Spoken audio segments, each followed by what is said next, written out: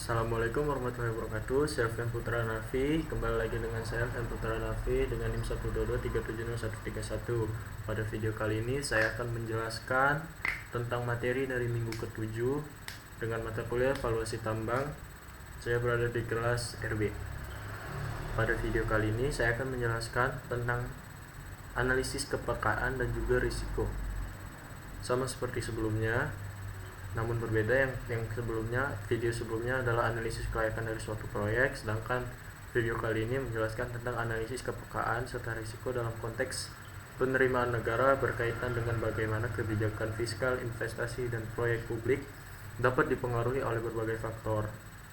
Jadi, berikut adalah penjelasan mendalam mengenai kedua aspek ini.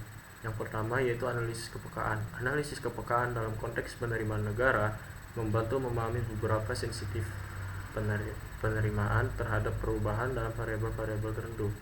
Langkah-langkahnya yaitu dengan mengidentifikasikan variabel kritis, seperti beberapa variabel yang sering dianalisis meliputi pertumbuhan ekonomi atau PDB, kedua ada tingkat pajak, ketiga ada pendapatan dari sumber daya alam, yang keempat adalah yang paling terpenting inflasi. Simulasi variabelnya adalah mengubah nilai satu variabel untuk melihat dampaknya pada penerimaan negara. Misalnya, jika pertumbuhan PDB diperkirakan meningkat atau menurun, hitung dampaknya pada pajak yang akan diterima. Kemudian ada analisis hasil, bandingkan penerimaan dalam berbagai skenario untuk mengidentifikasi variabel yang paling berpengaruh. Yang kedua, ada analisis risiko. Analisis risiko terkait dengan kemungkinan yang akan terjadi pada peristiwa yang dapat mempengaruhi penerimaan negara. Jenis-jenis risikonya ada berbagai macam. Yang pertama ada risiko ekonomi seperti resesi, fluktuasi harga komoditas, atau perubahan dalam permintaan domestik.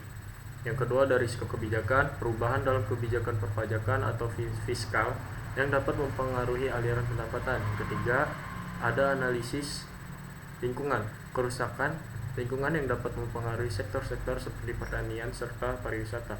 Langkah-langkahnya yaitu dengan mengidentifikasi risiko. Yang pertama, buat daftar risiko dapat mempengaruhi penerimaan negara. Kemudian analisis dampak serta probabilitas dengan mengevaluasi dampak dan kemungkinan terjadinya risiko tersebut. Kategorikan risiko dalam matriks terendah, menengah, serta tinggi. Strategi mitigasinya dengan mengembangkan strategi untuk mengelola risiko, misalnya menciptakan dana cadangan atau dana darurat untuk mendapatkan fluktuasi pendapatan. Terima kasih. Assalamualaikum warahmatullahi wabarakatuh.